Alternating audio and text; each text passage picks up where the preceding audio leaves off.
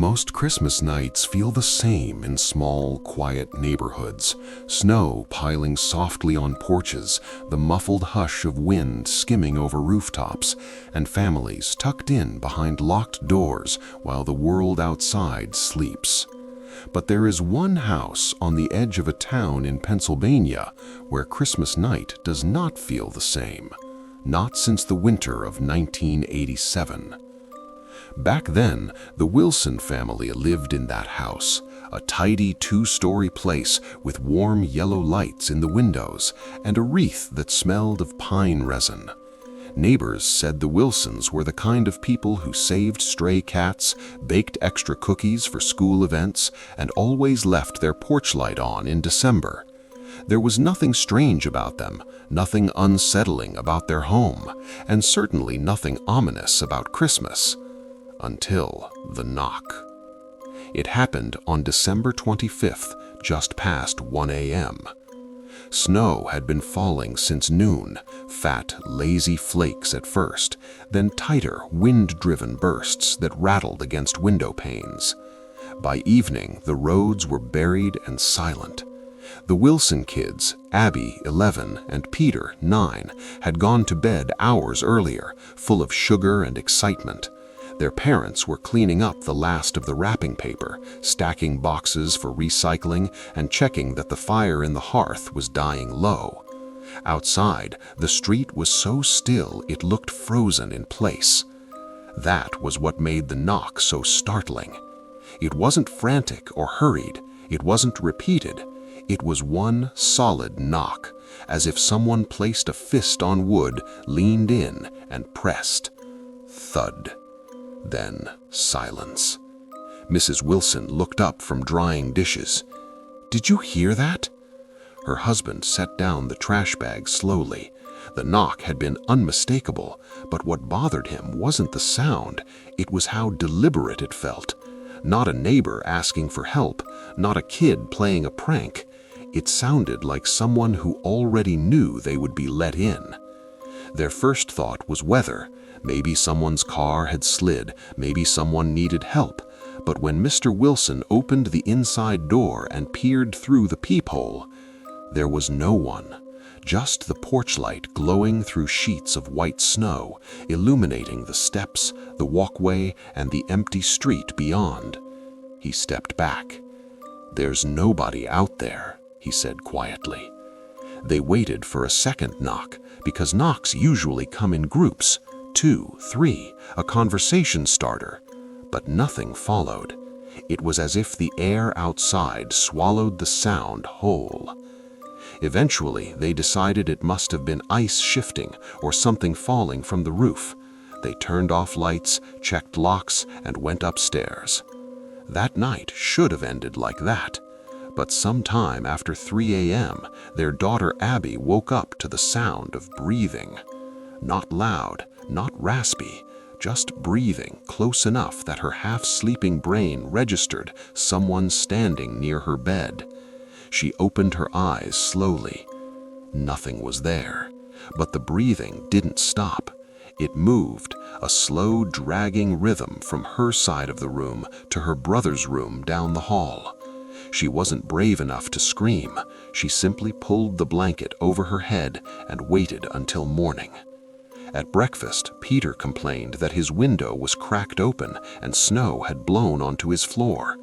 His parents assumed he had opened it himself the night before, even though he swore he hadn't. They chalked it all up to overactive imaginations and holiday exhaustion. Except one thing bothered Mr. Wilson. He swore he had locked that window. The family eventually forgot the knock. Life pressed forward, the holidays passed, and by mid-January, Christmas had been packed away. But the house did not forget, because the next Christmas, at almost the exact minute, 1:02 a.m., there came a new knock. This one was softer. Tap. Then, after a pause, tap. The rhythm mimicked someone shivering, as if cold fingers rapped against the door hesitantly. Mr. Wilson checked the porch again. Still nothing. But this time, when he peered out, he noticed something strange.